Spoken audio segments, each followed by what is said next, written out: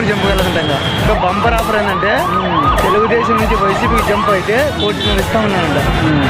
అయినా ఎవరు చంపగలదంట. రేపేనమ్మా అసలైన ఎలక్షన్ రేపు. ఆంధ్రప్రదేశ్లో చరిత్ర రికార్డు తాడిపత్రి.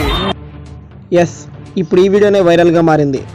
బుధవారం రోజు పోలీస్ కవాతులో భాగంగా పట్టణ ప్రధాన ప్రాంతాల్లో 144 సెక్షన్ 30 యాక్ట్ అమలుపై అవగాహన కల్పిస్తూ ముందుకెళ్లారు.